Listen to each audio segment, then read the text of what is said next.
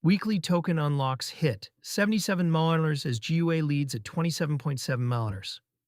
The top 7 token unlocks scheduled this week total $77.27 million, with GUA leading at $27.71 million per Cointelegraph's tracker. GUA alone accounts for more than a third of the weekly supply release across the 7 names being tracked. The unlock calendar is landing in a soft market. As of May 26, 2026, BTC trades at $76,594, 0.6% on the day. ETH at 2088, 0.4%, and the CoinMarketCap Fear and Greed Index reads 39, firmly in fear territory. That backdrop matters. Cliff unlocks land harder when there are fewer buyers ready to absorb fresh sell side. GUA dominates the weekly cliff. A $27.71 million single-name release is meaningful when the whole weekly print is $77.27 million. It is not the kind of figure that destabilizes a $1.5 trillion BTC market, but for the GUA float specifically, it is a real event. Unlock supply that goes to team, investor, or treasury wallets typically takes one of 3 paths in the days that follow: held on a balance sheet, move to a market maker for slow distribution, or hit an exchange order book directly. The third path is the one that produces visible price impact.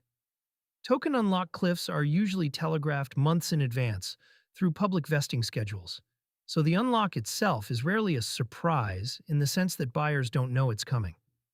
The variable is behavior on the day, whether the recipients sit on the supply, hedge it via perps, or hit bids. The other 6 names share $49.56 million Cointelegraphs.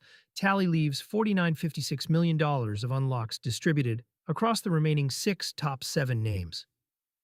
None of them individually approach GUA's share, which is itself a useful signal. When weekly unlocks cluster around a single dominant cliff, the contagion risk is contained to that one name and its correlated baskets. When 7 names are all in the $5–10 million range, the effect is more diffuse and harder to track. For comparison, May 2026's top 7 monthly total was $187.65 million, led by TON at $86 million, spend node coverage. This week's $77.27 million slice is consistent with that monthly run rate, suggesting unlock pressure is sustaining rather than tapering. Macro setup is not friendly. The unlock isn't happening in isolation. BTC has just broken below the $77,000 level after Bitcoin apparent demand fell to 147,000 BTC, the worst reading since December 2025. Spot Bitcoin ETFs are on a 6-day outflow streak that has pushed 2026 cumulative flows close to net negative. The Fed minutes have flipped the trade from rate cut hope to hike risk worry. In that context, a $77 million weekly unlock isn't the marginal driver. It's an additional weight on a market that is already short of bids. Traders who normally arbitrage unlock cliffs by shorting into the release and covering on the rebound have less conviction on the rebound side this week. Practical read for holders of unlocked names.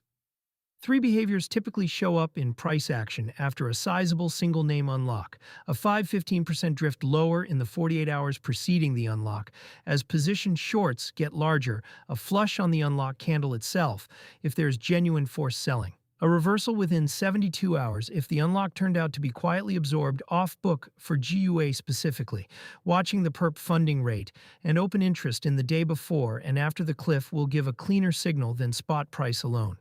Funding that swings hard negative ahead of the unlock and then resets to neutral suggests the cliff was the worst of it.